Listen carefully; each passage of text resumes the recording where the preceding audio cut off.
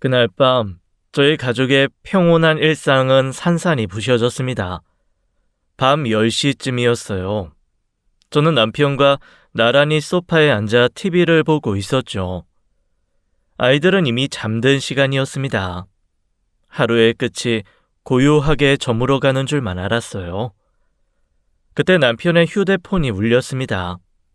남편이 전화를 받더니 얼굴빛이 싸늘하게 굳었어요. 벌떡 일어나 외투를 집어드는 손이 부들부들 떨리고 있었죠. 여보, 무슨 전화야? 왜 그래? 형네 가게 불이 났대. 빨리 가봐야 해. 저도 급히 외투를 걸쳤습니다. 심장이 제멋대로 뛰기 시작했어요. 아이들을 깨워 상황을 대충 설명하고 집에 있으라고 했죠. 차 안에서 저는 아주버님께 전화를 걸었습니다. 신호음만 길게 울릴 뿐 받지 않았어요. 몇 번을 다시 걸어도 마찬가지였죠. 형은 왜 전화를 안 받는 거야? 제발 아무 일 없어야 할 텐데. 남편의 목소리가 갈라지고 있었습니다. 저는 며칠 전 형님에게 들은 말이 스쳤어요. 요즘 아주버님이 가게에서 먹고 자고 한다는 이야기였죠. 등줄기를 타고 싸늘한 한기가 스며들었습니다. 불길한 예감이 온몸을 휘감았어요. 현장 근처에 도착하니 거리가 아수라장이었어요. 소방차 여러 대가 빨간 경광등을 반짝이고 있었습니다. 경찰차들도 줄지어 서 있었죠. 아주버님 가게가 있던 건물에서 시뻘건 불길이 하늘 높이 솟구치고 있었어요. 검은 연기가 칠흑 같은 밤하늘마저 집어삼키고 있었습니다. 사람이 안에 있다는 것 같은데. 아유, 큰일 났네. 살았을까? 구경하던 사람들의 수군거림이 귓가를 파고들었습니다. 저는 숨이 턱 막혔어요. 다리에 힘이 풀리는 것 같았죠. 저희는 통제선 앞까지 뛰어갔습니다.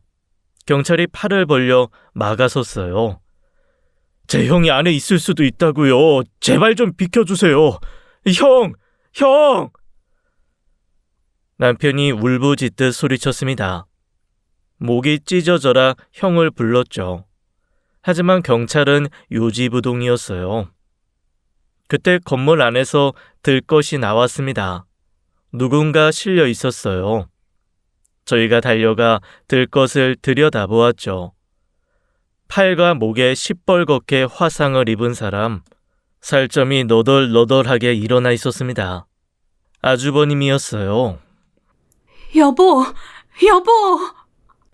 형님이 어디선가 미친 듯이 달려와 아주버님 곁에 쓰러지듯 주저앉았어요.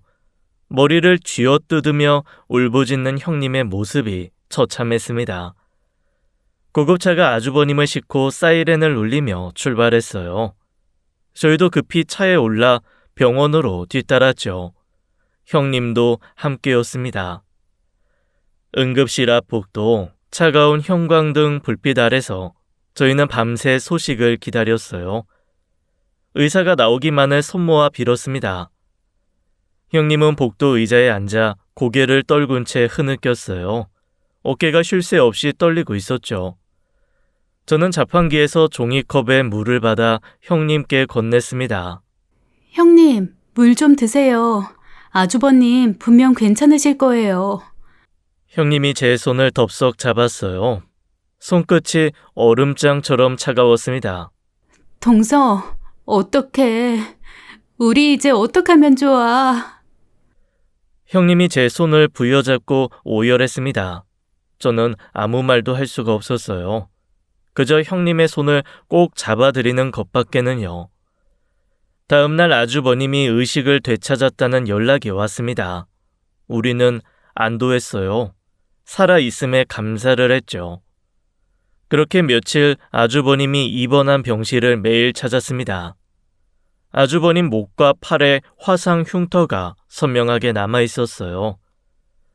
불과 며칠 전까지 멀쩡했던 분이 이렇게 변해버렸죠. 저는 가슴 한쪽이 무너지는 것 같았습니다. 그런데 어느 날 형님이 입을 열었어요. 동서, 사실 우리가 그동안 숨긴 게 있어. 이 사람이 다니던 회사가 작년에 부도났잖아. 갑자기 실직하고 나서 그래서 퇴직금으로 그 식당 차린 거잖아. 그런데 장사가 영 안 됐어. 매달 적자만 쌓였고. 형님, 그런 일이 있었어요? 전혀 몰랐어요. 내가 처음부터 말렸어야 했는데 식당은 아무나 하는 게 아니라고 좀 더 알아보고 하라고 했어야 했는데 이 사람 고집을 꺾지 못했어. 그게 지금까지 후회가 돼. 형님의 목소리가 갈라졌습니다. 남편도 충격을 받은 표정이었어요. 형, 그 정도로 힘들었어? 나한테 왜 한마디도 안 했어? 나 형 동생이잖아. 동수야, 너한테 짐이 되기 싫었어. 형이 못나서 그랬다. 미안해. 아주버님의 목소리는 힘없이 가라앉아 있었습니다. 형님이 다시 말을 이었어요. 사실 결국 살던 집도 정리했어. 전세금 빼서 빚 갚고 남은 짐은 가게 안에 들여놓고 둘이 거기서 먹고 잤던 거야. 그런데 그 가게마저 불에 다 타버린 거야. 이제 진짜 아무것도 없어. 저는 그제야 모든 상황이 이해가 되었습니다. 왜 아주버님이 가게에서 먹고 자셨는지, 왜 그 늦은 밤에 가게 안에 계셨는지, 두 분은 이미 벼랑 끝에 서 계셨던 거예요. 화재 보험은 보험료 낼 돈이 없어서 해지했어. 남편의 얼굴이 사색이 되었습니다. 보험도 없으니 보상금도 받을 수 없는 상황이었죠. 당장 나갈 곳도 없고 치료비도 없어. 동서, 우리 이제 정말 어떡해? 형님이 제 손을 붙잡으며 눈물을 흘렸습니다. 남편은 천천히 아주버님 곁으로 다가갔어요. 병상에 누운 형의 손을 조심스레 잡았죠. 동수야, 형이 이런 부탁할 자격이 없는 거 알아. 근데 나 혼자 힘으론 지금은 도저히 안 되겠다. 딱 한 번만 제발 도와다오. 아주버님의 눈에서 눈물이 흘러내렸습니다. 평생 의젓하기만 하던 형이 동생 앞에서 눈물을 보이다니 남편의 눈시울도 붉어졌어요. 동서, 나도 부탁할게. 제발 우리 좀 도와줘, 응? 남편이 천천히 저를 돌아보았습니다. 그 눈빛만 봐도 알 수 있었어요. 남편이 무슨 생각을 하고 있는지, 무슨 결심을 하려는지를요. 저와 남편은 소개팅으로 만났습니다. 25살 봄이었어요. 첫 만남에서 남편은 수줍게 웃기만 했죠. 말수가 적고 과묵했지만 그 눈빛이 참 따뜻한 사람이었습니다. 남편은 작은 칼국수 집을 운영하고 있었어요. 새벽부터 반죽을 치고 밤 늦게까지 설거지를 하는 부지런한 사람이었죠. 화려하진 않았지만 성실함 하나는 누구에게도 뒤지지 않았습니다. 저는 그런 남편이 좋았어요. 묵묵히 제 자리를 지키는 사람, 그게 얼마나 귀한 건지 저는 알았죠. 3년을 연애하고 결혼했습니다. 결혼 2년 차에 쌍둥이 남매가 태어났어요. 딸 하은이와 아들 하준이. 두 아이가 한꺼번에 찾아왔을 때 저희는 얼마나 기뻤는지 몰라요. 밤잠 설쳐가며 분유를 타고 기저귀를 갈았지만 힘든 줄 몰랐습니다. 넉넉하진 않았지만 내 식구가 오손도손 행복하게 살았어요. 퇴근한 남편이 아이들을 번갈아 안아 올리던 모습, 밥상 앞에 둘러앉아 도란도란 이야기 나누는 저녁, 그게 저희의 작은 낙이었죠. 남편에게는 5살 터울의 친형이 있었습니다. 바로 아주버님이었어요. 두 형제는 어린 시절 부모님을 여의었죠. 갑작스러운 교통사고였다고 들었습니다. 하루아침에 고아가 된 두 소년, 세상에 단둘이 남겨진 형제였어요. 아주버님은 남편에게 유일한 혈육이었습니다. 친척도 의지할 어른도 없었죠. 두 형제는 서로를 붙들고 살아왔어요. 그래서인지 유독 사이가 돈독했습니다. 명절이면 꼭 함께 모였고 일주일에 한 번은 부부 동반으로 만났죠. 특히 남편은 아주버님에게 큰 빚을 지고 있었어요. 고등학교를 갓 졸업한 19형이 공사장을 다니며 동생을 뒷바라지한 거였죠. 먼지 날리는 현장에서 벽돌을 나르고 시멘트를 섞었습니다. 한여름 땡볕에도 한겨울 칼바람에도 형은 현장을 떠나지 않았어요. 그 돈으로 동생 학비를 대고 밥을 먹이고 잠자리를 마련해줬죠. 아주버님의 젊음은 온통 동생을 위해 바쳐졌습니다. 남편은 그 은혜를 평생 가슴에 품고 살았어요. 가끔 술자리에서 형 이야기가 나오면 남편의 눈시울은 어김없이 붉어졌죠. 형 아니었으면 난 진짜 길에서 굶어 죽었어. 부모 없는 놈이 어떻게 컸겠어. 그 은혜를 내가 어떻게 갚아. 남편은 늘 그렇게 말하곤 했습니다. 형은 하늘 같은 존재라고요. 그래서 아주버님이 화재로 모든 걸 잃었을 때 남편이 외면할 수 없었던 겁니다.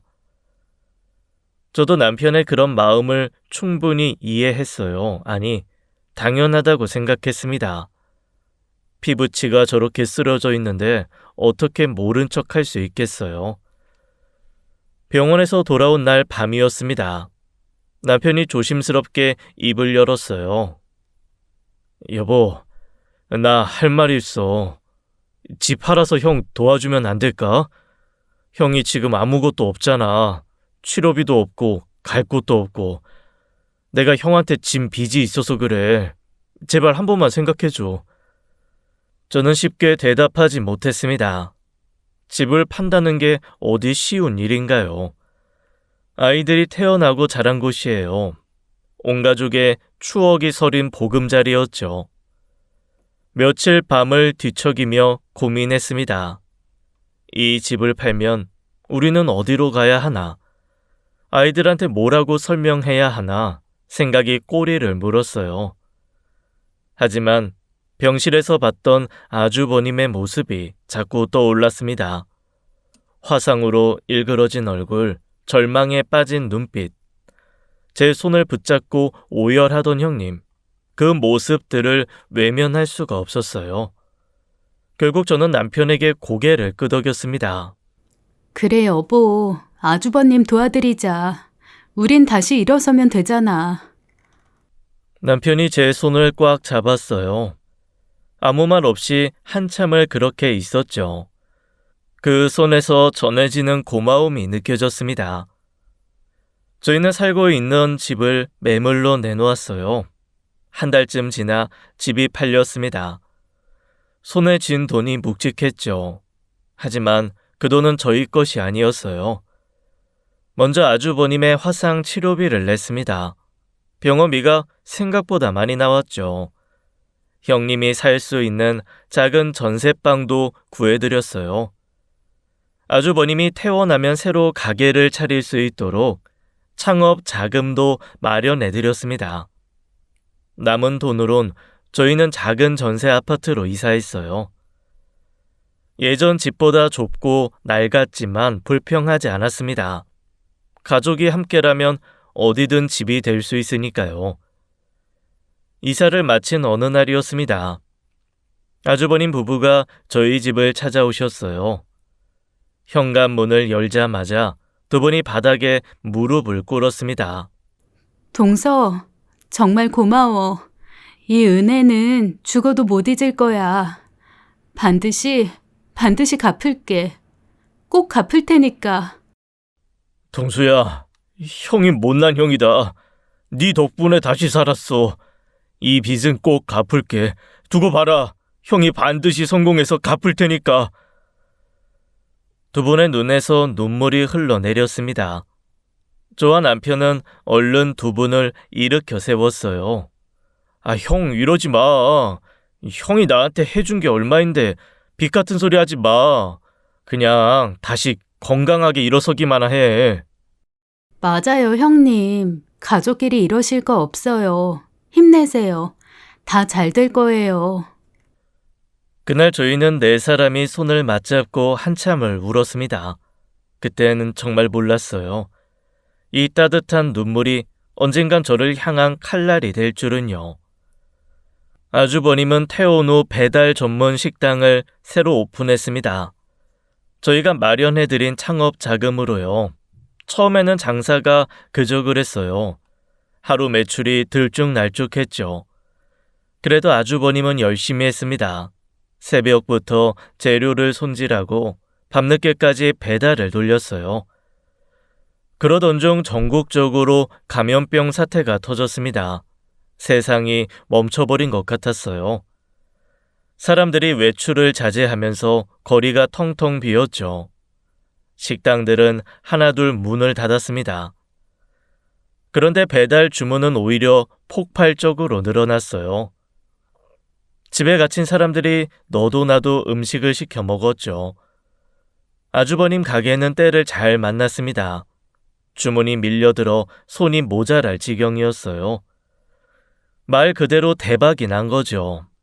반면 남편의 칼국수 집은 손님이 뚝 끊겼습니다. 칼국수는 배달이 안 되는 음식이었어요. 면이 불어버리니까요. 매출이 반토막 또 반토막이 났죠. 아니, 그냥 하나도 못 파는 날들의 연속이었다는 게 더 맞겠네요. 저희는 하루하루가 막막했습니다. 집을 팔아 아주버님을 도왔는데 정작 저희가 쓰러지게 생겼어요. 아주버님은 잘되기 시작하자 1년 뒤 외제차로 차를 바꿨어요. 반짝반짝 빛나는 검은색 세단이었죠. 그리고 다시 1년 뒤에는 넓은 아파트로 이사도 갔습니다. 저희가 구해드렸던 작은 전셋방이 아니었어요. 고급 아파트 넓은 평수였죠. 예전에는 일주일에 한 번은 부부 동반 모임을 했습니다. 삼겹살에 소주 한 잔 기울이며 이런저런 이야기를 나눴죠. 웃고 떠들며 서로의 안부를 물었어요. 그런데 아주버님 부부의 연락이 뜸해졌습니다. 제가 먼저 전화를 해도 바쁘다며 짧게 끊었어요. 동서, 나 지금 바빠서 다음에 연락할게. 매번 같은 말이었습니다. 저는 그저 가게가 바빠져서 그런 거라 생각했어요. 잘 되는 게 어딘가 싶었죠. 빚도 갚아야 하니 열심히 버는 거라고요. 그러던 중 설이 되었습니다. 오랜만에 아주버님 부부와 함께 식사를 했어요. 그런데 뭔가 달랐습니다. 두 사람의 말투가 어딘가 거만해져 있었어요. 예전에 그 다정하던 모습은 온데간데 없었죠. 형님은 저희 집 거실을 둘러보며 말했습니다. 동서네는 아직도 여기 사는 거야? 요즘 좋은 데 많이 나왔던데. 동서네도 슬슬 알아보지 그래. 아, 맞다. 요즘 집값 많이 올랐지? 쉽진 않겠다. 아주버님도 자기 가게 자랑 만들어 놓았어요. 요즘 하루 매출이 얼만 줄 알아? 장사가 너무 잘 되니까 요즘은 또 세금 낼 걱정이다. 장사가 잘 되나 안 되나 걱정이야. 뭐 어쨌건 돈 버는 것도 타고난 능력이더라고. 사업은 머리가 좀 돌아가야 하는 것 같다. 뭐 식당도 사업 아니겠어? 저는 가슴 한구석이 서늘해지는 것을 느꼈습니다. 저희 돈으로 일어선 사람들이었어요. 저희 집을 팔아 도와준 사람들이었죠. 그런데 이제는 저희를 내려다보는 듯한 눈빛이었습니다. 씁쓸했지만 그러려니 하고 넘겼어요. 돈이 생기면 사람이 좀 달라질 수도 있다고 그때는 아직 그렇게 생각했습니다. 남편의 칼국수 집은 계속 적자를 냈습니다. 감염병 사태가 길어지면서 손님이 끊겼어요. 월세와 재료비는 꼬박꼬박 나가는데 들어오는 돈이 없었죠. 통장 잔고가 바닥을 향해 곤두박질 쳤습니다. 생활이 점점 빠듯해졌어요. 저는 어느 날 남편에게 조심스럽게 말을 꺼냈습니다. 여보, 아주버님한테 빌려준 돈 있잖아. 일부라도 받아야 하지 않을까? 우리 지금 진짜 힘들어. 요즘 장사 잘 되시는 것 같던데. 남편은 한참을 망설이다 고개를 끄덕였어요. 그래, 내가 형한테 말해볼게. 전부 다 달라는 것도 아니고 일부만 먼저 갚아달라고 하면 되겠지. 며칠 후 아주버님 부부가 저희 집을 방문했습니다. 거실에 앉아 차를 마시며 이런저런 이야기를 나눴어요. 분위기가 어느 정도 무르익었을 때 남편이 입을 열었습니다. 형, 사실 오늘 할 말이 있어서 요즘 가게 사정이 많이 안 좋아. 그래서 그러는데 예전에 빌려준 돈 있잖아. 전부 다 달라는 게 아니라 일부만이라도 먼저 갚아줄 수 있어? 남편의 목소리가 조심스러웠습니다. 형에게 이런 말 꺼내는 게 얼마나 힘들었을까요? 저는 아주버님의 대답을 기다렸어요. 그런데 아주버님이 입을 열기도 전에 형님이 먼저 말했습니다. 일부라도? 갑자기? 지금 당장 필요한 거예요? 형수님, 솔직히 요즘 너무 빠듯해서 전부 다 달라는 게 아니라 조금만이라도. 아니, 근데 우리도 사정이 있잖아요. 가게 확장하려고 돈 모으는 중이거든요. 알잖아. 서방님도 장사하는 사람이니까 장사하면 돈 묶이는 거. 그건 알죠. 근데 형수님, 저희가 정말 힘들어서 말씀드리는 거예요. 조금만요. 형님의 눈빛이 싸늘하게 변했습니다. 아니, 그 돈 없으면 당장 굶어 죽기라도 해? 지금까지 칼국수 팔아서 잘 먹고 살았잖아요. 서방님, 우리가 무슨 돈 떼먹을까봐 그래요? 저는 귀를 의심했어요. 형님의 얼굴을 쳐다봤습니다. 눈빛이 차갑게 변해 있었죠. 형수님, 그런 뜻이 아니라. 아니, 솔직히 좀 너무한 거 아니에요? 우리가 지금 가게 확장하느라 돈 쓸 데가 얼마나 많은데. 인테리어에 장비에 직원 월급에 우리도 빠듯하다고. 설마 우리 가게가 잘 되니까 괜히 돈 빼라고 그러는 거 아니에요? 아주버님도 시큰둥한 표정으로 말했습니다. 당신은 가만히 있어. 무슨 말을 그렇게 해. 동수야, 미안한데 형도 사정이 있어. 지금 확장하느라 썩 자금 사정이 좋지는 못하다. 형이 형편이 좀 나아지면 그때 갚을게. 조금만 더 기다려. 저는 더 이상 참을 수 없었어요. 형님, 저희도 지금 정말 힘들어서 말씀드리는 거예요. 그때 꼭 갚겠다고 하셨잖아요. 지금 여유가 좀 있으신 것 같아서. 그건 그때 고마워서 그런 거지. 이렇게 빚쟁이 취급하라는 게 아니었잖아. 우리가 안 갚는다 그랬어? 나중에 갚는다잖아. 왜 이렇게 몰아세워? 형님이 벌떡 자리에서 일어났습니다. 아주버님도 따라 일어섰어요. 가자, 여보. 더 있다가 무슨 소리 들을지 모르겠네. 동수야, 형이 그 돈 꼭 갚을 테니까 좀 기다려라. 그런데 솔직히 기분이 좀 그렇네. 빚쟁이 취급하는 것 같아서.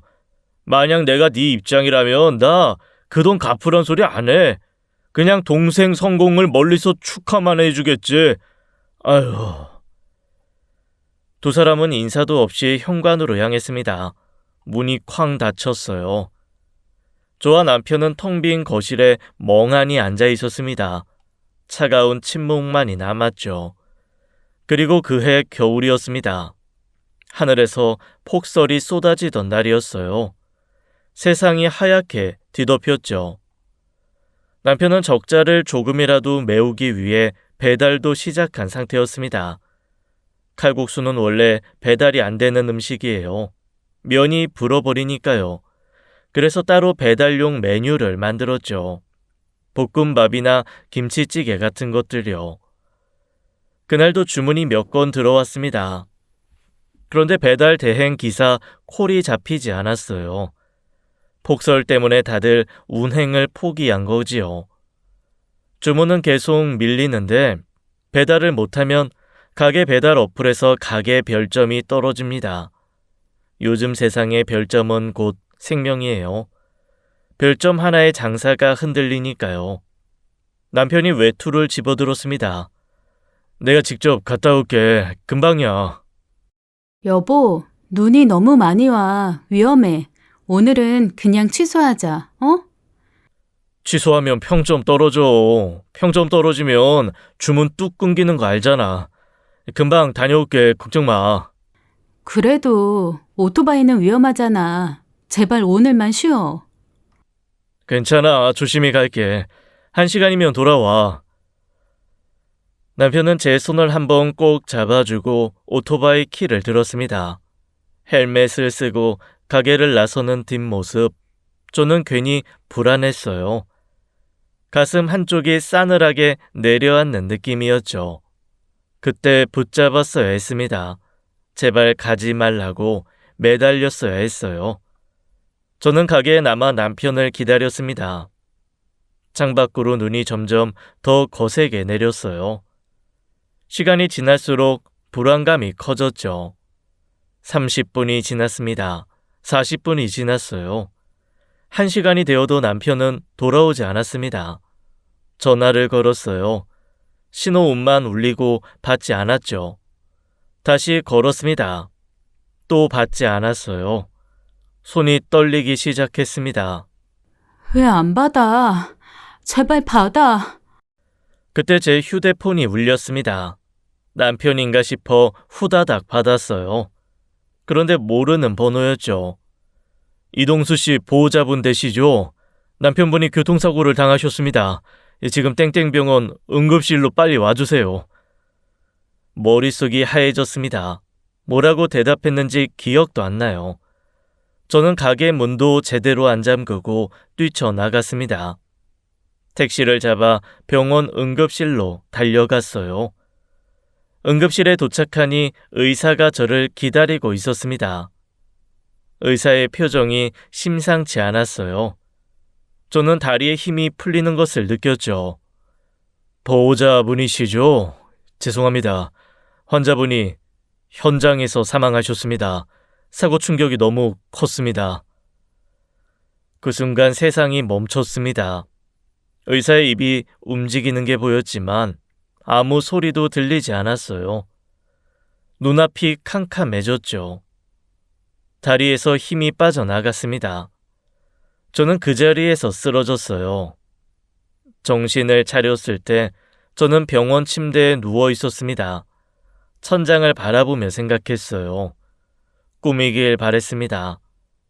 제발 악몽이길 빌었죠. 하지만 현실이었어요. 남편은 그렇게 제 곁을 떠났습니다. 고작 18,000원짜리 배달 음식 하나 때문에요. 아무런 예고도 없이 마지막 인사도 없이요. 저는 남편의 장례를 치렀습니다. 3일 내내 영정사진 앞에 앉아 있었어요. 조문객들이 들어오고 나가는 것이 꿈처럼 흐렸죠. 쌍둥이 아이들은 아빠를 잃고 멍한 얼굴로 제 옆을 지켰습니다. 장례식장에 아주버님 부부도 찾아왔어요. 두 사람은 저에게 위로의 말을 건넸습니다. 동서, 얼마나 힘들어. 서방님이 갑자기 이렇게 되다니. 동수가 이렇게 허망하게 갈 줄은 몰랐다. 정말 하늘도 무심하네. 아주버님이 봉투 하나를 내밀었어요. 재수씨, 많진 않지만 장례에 보태요. 그날 밤 봉투를 열어봤어요. 20만 원이 들어있었죠. 가슴이 싸늘해졌습니다. 외제차를 타고 다니는 사람들이, 넓은 아파트에 사는 사람들이 자기 친동생 장례에 고작 20만 원이라니요. 저희가 집을 팔아 도와줬을 때 그 돈이 얼마였는데. 하지만 참았습니다. 남편 장례 중에 돈 이야기를 꺼낼 수는 없었어요. 저는 봉투를 조용히 접어 주머니에 넣었죠. 장례를 마친 후 남편의 가게를 정리했습니다. 밀린 월세, 재료비, 대출금, 빚을 하나하나 갚아 나갔어요. 정리하고 나니 남은 돈이 거의 없었습니다. 생활이 막막해졌어요. 아이들 학비도 내야 하고 당장 먹고 살 돈도 필요했습니다. 저는 아주버님에게 전화를 걸었어요. 아주버님, 저 미숙이에요. 죄송한데요. 예전에 빌려드린 돈 있잖아요. 지금 저희가 너무 힘들어서요. 갚아주실 수 있을까요? 아우, 재수씨, 그게 지금은 좀 어려워요. 제가 나중에 연락할게요. 또 전화가 끊겼습니다. 며칠 후 다시 전화했어요. 또 같은 말만 반복했죠. 조금만 기다려요. 몇 번을 더 연락했지만 계속 미뤘습니다. 세월만 흘러갔죠. 그리고 그러던 어느 날 전화를 걸었더니 연결이 되지 않았어요. 아주버님이 연락처를 바꿔버린 거였습니다. 저는 직접 아주버님 집을 찾아갔어요. 고급 아파트 현관 앞에서 초인종을 눌렀습니다. 대답이 없었죠. 분명 집에 있을 거라고 생각했어요. 저는 집 앞에서 기다리기로 했습니다. 한참을 기다렸어요. 2시간쯤 지났을 때 1층 로비 문이 열리고 형님이 나왔습니다. 쇼핑백을 양손에 들고 있었죠. 명품 로고가 선명했어요. 집에 있었으면서 없는 척을 하고 있던 거였죠. 어머, 동서가 여긴 웬일이야? 형님, 아주버님 좀 만나려고요. 빌려드린 돈 때문에요. 형님의 얼굴이 싸늘하게 굳었습니다. 또 그 이야기야? 돈 생기면 준다니까. 동서도 진짜. 이 정도면 집착이야. 그리고 법적으로도 돈 달라고 집까지 찾아오는 거 불법이다. 동서, 계속 이러면 나도 법적으로 나갈 수밖에 없어. 그럼 안 찾아오게 돈 해결해 주세요. 충분히 그럴 능력 되시잖아요. 명품백을 그렇게 들고 돈 없다고 하면 제가 어떻게 믿어요? 저희 진짜 지금 힘들어요. 아이들 대학 등록금도 내야 하는데. 이 가방 짭이야. 그리고 대학? 동서, 내가 한마디만 할게. 돈 없으면 대학 보내지 마. 대학을 왜 보내? 요즘 대학 안 나와도 잘 사는 사람 많아. 동서네 형편에 무슨 대학이야? 네? 무슨 말을 그렇게 해요? 하은이, 하준이 공부 잘해요. 그때 아주버님이 뒤따라 로비 문을 열고 나왔습니다. 뭐야? 왜 여기까지 찾아온 거야? 아주버님, 전화를 안 받으시길래요. 빌려드린 돈 갚아주세요. 그 돈? 솔직히 말할게. 나는 그 돈 갚을 생각이 없어. 내가 동수 어렸을 때 얼마나 뒷바라지를 했는데 그 돈은 동생이 형한테 당연히 해줘야 할 돈이었어. 동수도 살아있었으면 돌려받길 원하지 않았을 거야. 아주버님, 그게 무슨 말씀이세요? 저희 집까지 팔아서 도와드렸잖아요. 아휴, 동서, 이제 그만 가. 보기 안 좋아. 다음에 또 이러면 경찰 부를 거야. 알았지? 두 사람은 갈 길을 가려고 하다 제가 붙잡으니 저를 밀었습니다. 그리고 급하게 자기들 아파트로 들어갔어요. 철컥 공용 로비 문이 닫혔습니다. 저는 비밀번호를 모르니 들어갈 수가 없었죠. 잠시 후 경비원이 와서 저를 단지 밖으로 데리고 갔습니다. 저는 한참을 그 자리에 서 있었습니다. 대체 사람들이 어떻게 저렇게 변할 수 있는 건지 이해가 안 갔어요. 사람들은 위기를 겪고 그걸 극복한다면 변한다고 하는데 아주버님 부부는 정말 이상하게 변했습니다. 저는 울분을 삼켰습니다. 분하고 억울했지만 주저앉을 수는 없었어요. 아이들이 있었으니까요. 하은이와 하준이를 위해서라도 일어서야 했습니다. 당장 먹고 살 방법을 찾아야 했어요. 이력서를 넣어볼까도 생각했지만 나이 50 넘은 여자를 써줄 곳이 있을까 싶었죠. 그때 친언니가 떠올랐습니다. 언니는 재래시장에서 반찬 가게를 운영하고 있었어요. 저는 언니에게 전화를 걸었습니다. 언니는 제 사정을 말없이 다 들어줬죠. 미수가 내일 당장 가게로 와. 여기서 나랑 같이 일하면서 돈이나 벌자. 저는 언니의 말에 눈물이 핑 돌았어요. 세상에 믿을 사람이 아직 있구나 싶었죠. 다음 날부터 저는 언니 가게에서 일을 시작했습니다. 새벽 5시에 일어나 시장에 나갔어요. 채소를 다듬고 반찬을 만들고 손님을 맞았죠. 밤 9시가 넘어서야 집에 돌아왔습니다. 온몸이 천근만근이었어요. 하지만 쉴 수가 없었죠. 미수가 그렇게까지 안 해도 돼. 좀 쉬엄쉬엄 해.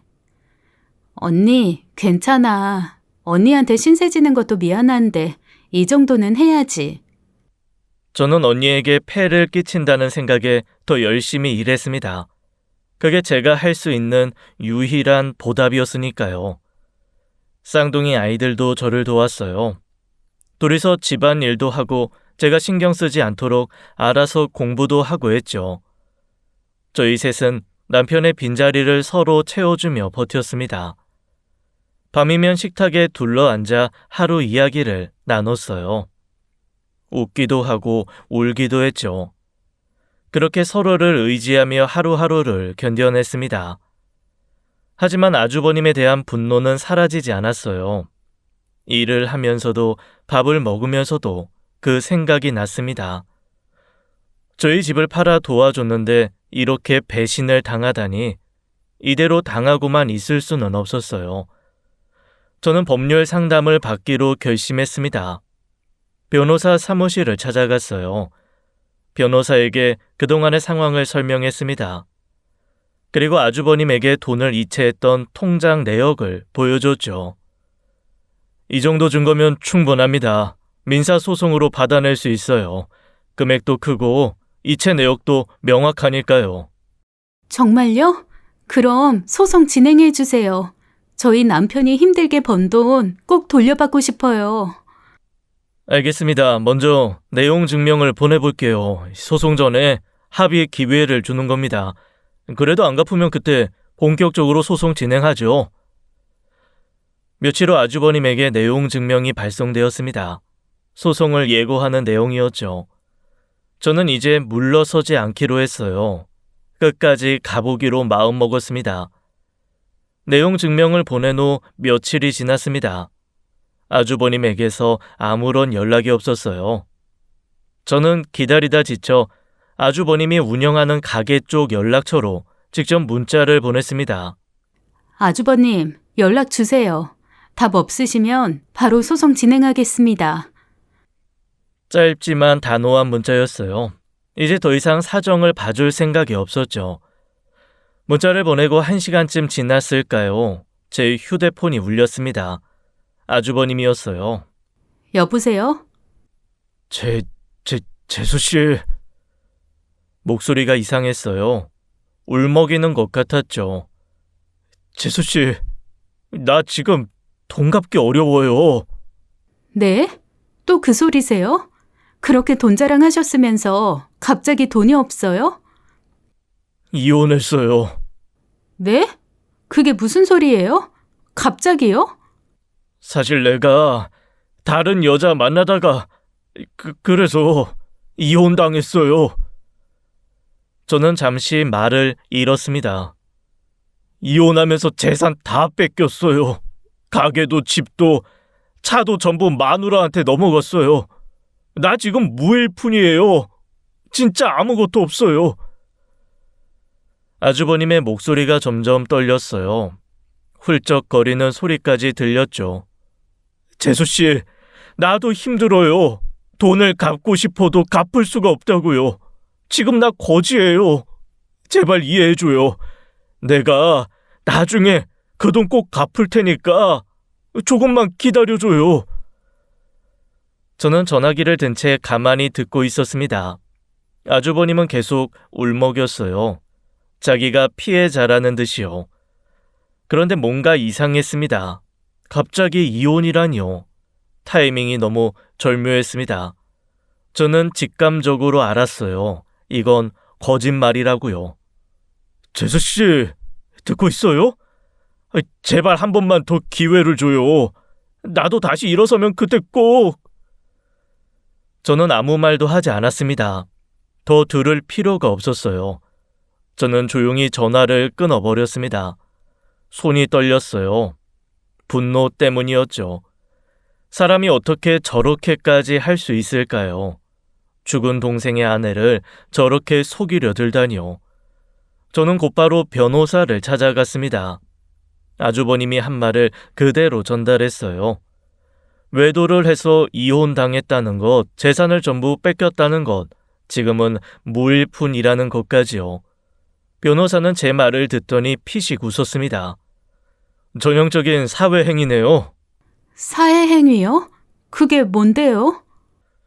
쉽게 말해서 빚을 안 갚으려고 일부러 재산을 빼돌리는 행위예요. 내용 증명 받자마자 갑자기 이혼하고 재산을 넘겼다? 타이밍이 너무 딱 맞아 떨어지잖아요. 이런 경우 많이 봤어요. 그럼 일부러 그런 거라는 말씀이세요? 확인해 봐야 알겠지만 10중 8구 위장 이혼일 거예요. 서류상만으로 이혼하고 실제로는 같이 사는 경우 많거든요. 진짜 이혼했는지 아직 같이 살고 있는지 확인해 보면 답이 나와요.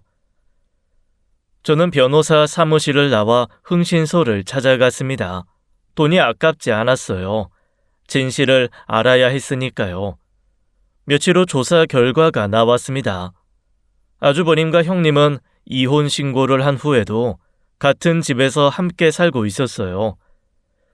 매일 아침 둘이 나란히 출근하고 저녁에는 함께 장을 보는 모습까지 찍혀 있었죠. 주말에는 팔짱까지 끼고 다니더라고요. 이혼한 부부가요. 사진을 보는 순간 저는 이를 악물었습니다. 역시 나였어요. 그 눈물, 그 울먹임 전부 연기였던 거예요. 저를 속이려고 짜고 친 각본이었죠. 사람이 어떻게 이럴 수 있을까요? 저는 다시 변호사를 찾아갔습니다. 조사 결과를 보여줬어요. 이 정도면 위장 이혼 명백하네요. 사회행위 취소 소송을 제기하면 빼돌린 재산에서 돈을 받아낼 수 있어요. 진행할까요? 네, 해주세요. 끝까지 가볼 거예요. 며칠 후 사회행위 취소 소송이 법원에 접수되었습니다. 이제 물러설 곳이 없었어요. 얼마 지나지 않아 제 휴대폰이 울렸습니다. 아주버님이었어요. 저는 전화를 받았습니다. 야, 너 지금 뭐 하는 거야? 소송? 소송을 걸어? 어떻게 나한테 이렇게까지 해? 동수가 하늘에서 보면 뭐라고 하겠어? 뭐라고 할 것 같은데요? 아주버님이 한번 말해보시죠. 뭐? 은혜도 모르는 년이네 진짜. 우리가 너희네를 얼마나 챙겨줬는데, 내가 동수 어렸을 때 얼마나 고생했는데. 저는 조용히 듣고 있다가 입을 열었습니다. 아주버님, 은혜를 모르는 건 제가 아니에요. 아주버님이에요. 저희가 집 팔아서 도와드렸을 때 무릎 꿇고 뭐라고 하셨어요? 반드시 갚겠다고 했잖아요. 그 약속 아주버님이 먼저 계신 거예요. 법정에서 뵐게요. 저는 전화를 끊었습니다. 손이 떨렸지만 후회는 없었어요. 이제 시작이었습니다. 소송이 진행되던 어느 날 밤이었습니다. 저는 꿈을 꿨어요. 하얀 안개가 자욱한 곳이었습니다. 앞이 잘 보이지 않았어요. 저는 안개 속을 헤매고 있었죠.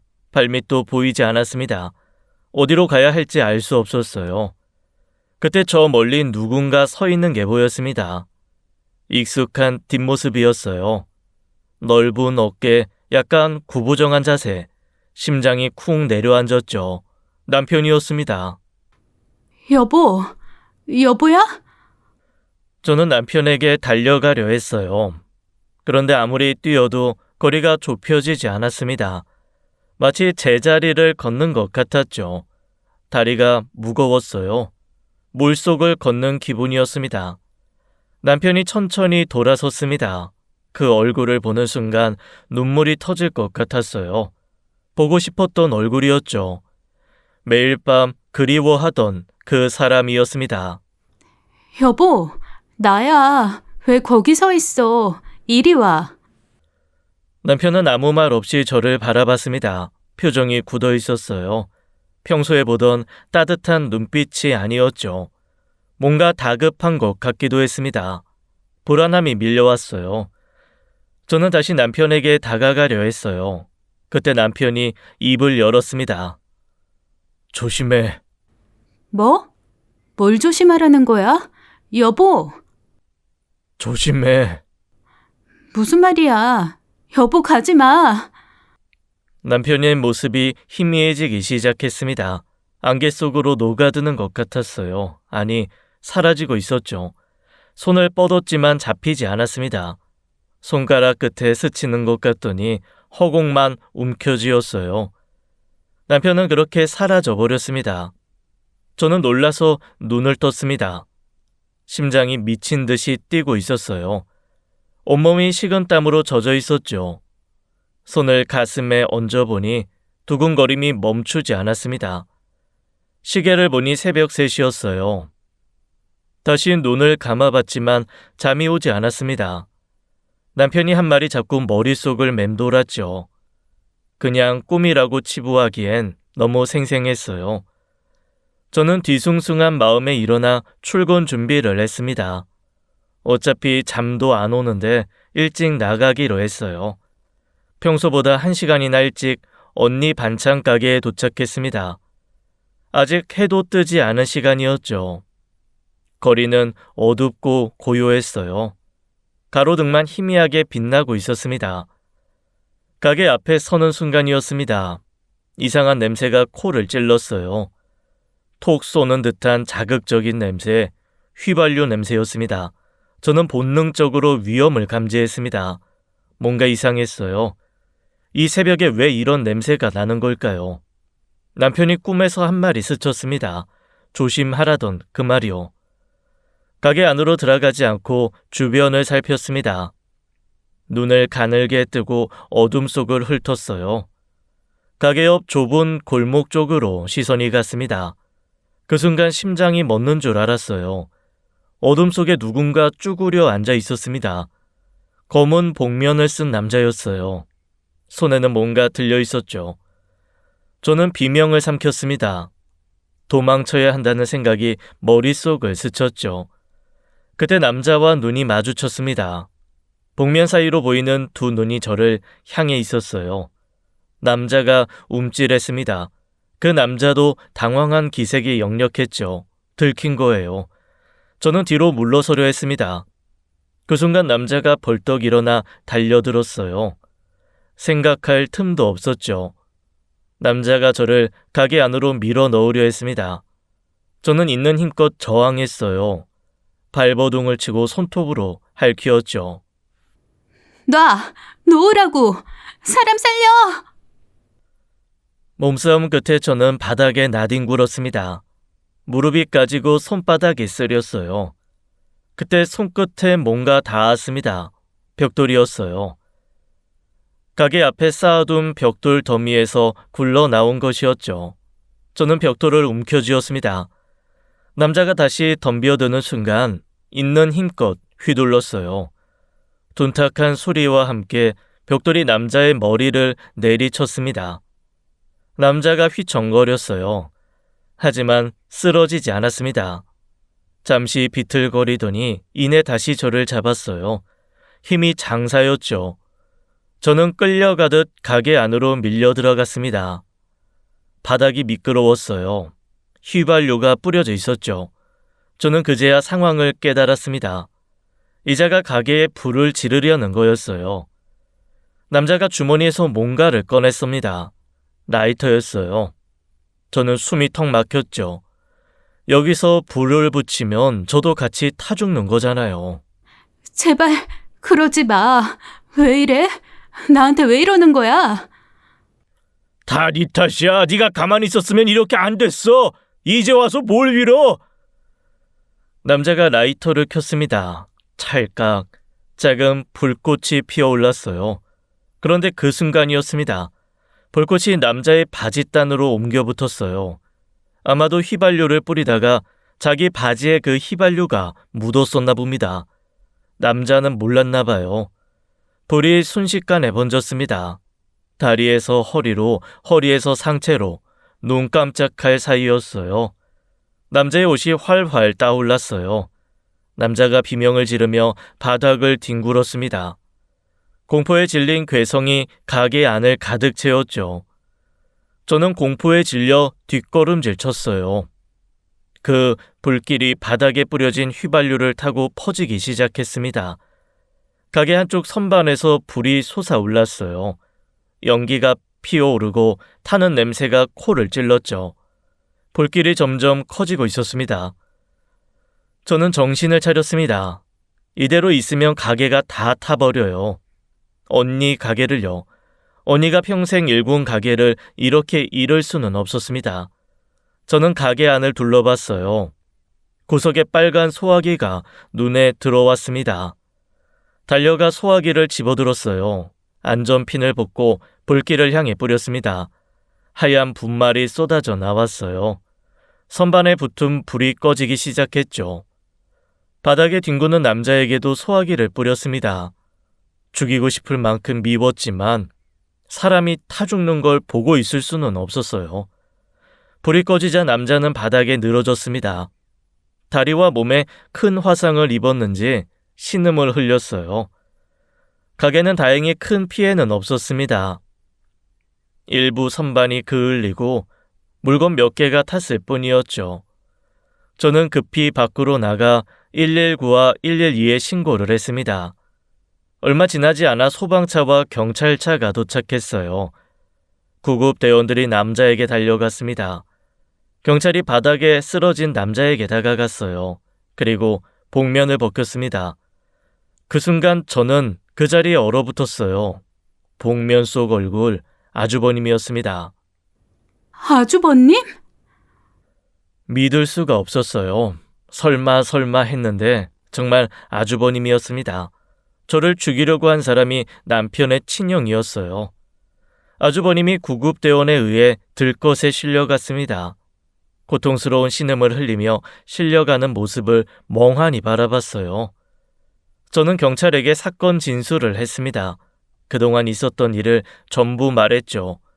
빌려준 돈, 문전박대, 위장 이혼, 소송까지. 경찰은 고개를 끄덕이며 기록을 했습니다. 다음날 저는 아주버님이 입원했다는 병원을 찾아갔어요. 병실 문을 열자 형님이 보였습니다. 걱정스러운 얼굴로 아주버님 곁에 앉아 있었죠. 어머, 형님, 여기 웬일이세요? 이혼하셨다면서요. 형님이 흠칫 놀라며 저를 쳐다봤습니다. 저는 씁쓸하게 웃었어요. 이혼한 사람이 왜 전 남편 병문안을 와요? 재산 다 뺏겼다면서요. 무일푼이라면서요. 너 지금... 저는 형님을 무시하고 침대에 누운 아주버님에게 다가갔습니다. 온몸에 붕대를 감은 아주버님이 저를 올려다봤어요. 눈빛을 피하듯 흔들렸죠. 아주버님, 본인도 화재 겪었잖아요. 그때 얼마나 무섭고 고통스러웠어요? 그런데 어떻게 똑같은 짓을 할 수가 있어요? 그건... 저희가 힘들 때 도와드렸잖아요. 집까지 팔아서요. 그 돈이 그렇게 아까웠어요? 그래서 절 죽이려고 한 거예요? 불질러서 태워 죽이려고? 이 쓰레기 새끼야. 아주버님은 고개를 돌려버렸습니다. 저는 목소리를 높였어요. 동수 씨가 하늘에서 보고 있어. 형이 자기 마누라 죽이려고 불지르는 거. 당신 나중에 동생 만나면 뭐라고 할 거야? 사람이 대체 왜 이렇게 변했어? 당신 그런 사람 아니었잖아. 왜? 돈 좀 생기니까 본래 모습이 나온 거야? 아주버님은 끝내 아무 말도 하지 못했습니다. 저는 두 사람을 번갈아 바라보며 말했어요. 이게 바로 인과응보야. 남 해치려다가 본인이 당한 거잖아. 하늘이 무섭지도 않았어? 결국 지가 뿌린 휘발유에 지가 당했네. 인연이 지금... 형님이 악을 쓰며 저에게 달려들었습니다. 저는 피하지 않았어요. 달려드는 형님의 뺨을 세게 갈겼습니다. 찰싹 형님이 휘청거렸어요. 너도 똑같은 인간이야. 다시는 내 앞에 나타나지 마. 다음엔 뺨으로 안 끝나. 저는 돌아서서 병실을 나왔습니다. 뒤에서 형님이 뭐라고 악을 썼지만 듣지 않았어요. 할 말은 다 했습니다. 경찰이 병원에서 아주버님을 조사했습니다. 아주버님은 병상에 누운 채로 진술을 했어요. 며칠 후 저는 경찰에게서 연락을 받았습니다. 아주버님의 진술 내용을 전해 들었어요. 저는 귀를 의심했죠. 아주버님은 자기가 돈이 없는데 제가 돈을 달라고 협박을 해서 이런 짓을 했다고 말했답니다. 자기는 피해자라고요. 어이가 없었어요. 끝까지 거짓말을 하는 거였습니다. 피해자 행세를 하다니요. 저는 경찰에게 모든 것을 설명했습니다. 아주버님이 위장 이혼으로 재산을 빼돌린 정황을요. 현재 사회행위 취소 소송도 진행 중이라는 것도 알렸어요. 변호사에게 받은 서류들도 제출했죠. 흥신소에서 받은 사진 자료도 함께요. 경찰은 제 말을 듣고 좀 더 깊이 조사하겠다고 했습니다. 저는 고개를 끄덕이고 돌아왔어요. 이제 법이 판단할 일이었죠. 며칠 후 경찰이 영장을 받아 아주버님의 휴대폰 포렌식 조사를 진행했습니다. 삭제된 데이터까지 전부 복구했어요. 그리고 결정적인 증거가 나왔죠. 휴대폰에서 형님과 주고받은 문자와 카카오톡 내용이 발견되었습니다. 두 사람이 함께 방화를 계획하고 모의한 내용이었어요. 언제 어디서 어떻게 불을 지를지 상세하게 적혀 있었죠. 형님도 방화 계획을 알고 있었을 뿐 아니라 적극적으로 가담한 공범이었습니다. 위장 이혼이라는 것도 명백해졌어요. 서류상으로만 이혼하고 재산을 빼돌린 뒤 저를 없애려 한 거였죠. 제가 죽으면 소송도 없어지고 돈도 안 갚아도 되니까요. 얼마나 치밀하게 계획한 건지 소름이 돋았습니다. 경찰이 형님을 체포했습니다. 아주버님은 살인미수와 방화미수 혐의로 구속되었어요. 형님도 공범으로 함께 구속되었죠. 저는 두 사람이 구속되었다는 소식을 듣고 긴 한숨을 내쉬었습니다. 끝났어요. 이제 정말 끝난 거예요. 문득 남편이 꿈에서 했던 말이 떠올랐습니다. 조심하라던 그 말이요. 남편이 저를 지켜준 거였어요. 그날 새벽 평소보다 일찍 나가지 않았더라면 저는 가게 안에서 불에 타 죽었을 겁니다. 남편이 꿈에서 경고해준 덕분에 목숨을 건졌죠. 재판이 끝났습니다. 아주버님은 살인미수와 방화미수 혐의로 징역 12년을 선고받았어요. 형님도 공범으로 징역 7년을 선고받았죠. 두 사람은 법정에서 끌려나가면서도 저를 노려봤습니다. 하지만 저는 눈 하나 깜짝하지 않았어요. 한편 사회행위 취소 소송도 제 승소로 끝났습니다. 법원은 아주버님의 이혼이 위장 이혼임을 인정했어요. 형님 명의로 빼돌린 재산에 강제 집행이 들어갔죠. 저는 빌려줬던 돈과 이자를 전부 받아냈습니다. 오랜 싸움 끝에 거둔 결실이었어요. 돌이켜 생각해봤습니다. 대체 아주버님은 왜 저렇게 변한 걸까요? 처음엔 이해가 안 됐어요. 무릎 꿇고 울던 그 사람이 어떻게 저를 죽이려 할 수 있었을까요? 아마 돈이 문제였을 거예요. 없을 때는 간절했던 마음이 생기고 나니 아까워진 거죠. 갚아야 할 돈이 빚이 아니라 손해처럼 느껴졌을 겁니다. 그래서 저희를 피하기 시작한 거예요.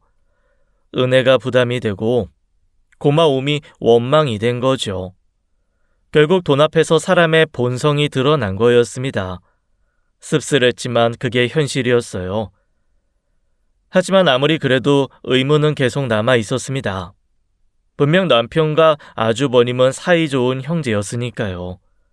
어쩌면 남편에 대한 질투나 자격지심일 수도 있겠네요. 아니면 이 모든 감정이 복합적으로 일어날 걸 수도 있습니다. 사람은 극단적인 순간에 몰리면 그 위기를 이겨내면 변한다고 합니다. 저는 아주버님의 변화가 악한 쪽이었기에 그것이 너무 안타까웠습니다. 저는 받아낸 돈으로 작은 아파트를 마련했습니다. 넓지 않았지만 저희 셋이 살기엔 충분했어요. 쌍둥이와 함께 새 집으로 이사했지요. 이사 첫날 저녁이었습니다. 오랜만에 셋이 함께 밥상에 둘러앉았어요. 제가 직접 만든 된장찌개와 계란말이, 소박한 밥상이었지만 마음만은 풍족했죠. 저는 언니 반찬 가게에서 일을 계속하기로 했습니다. 이제는 불안함 없이 마음 편히 일할 수 있었어요. 아이들과 소소한 행복을 누리며 하루하루를 살아갔죠. 문득 이런 생각이 들었습니다. 하늘은 스스로 돕는 자를 돕는다고요. 포기하지 않고 끝까지 싸운 덕분에 여기까지 온 거예요. 그리고 남편이 꿈에서 조심하라고 경고해준 덕분이기도 했죠. 저는 하늘을 올려다봤습니다. 남편이 저 위에서 저희를 지켜보고 있을 거예요. 앞으로도 쭉 그럴 거라고 믿었습니다. 지금까지 사연 읽어주는 남녀였습니다. 끝까지 함께 해주신 여러분 감사드리며 저희는 다음 사연으로 돌아올게요. 감사합니다.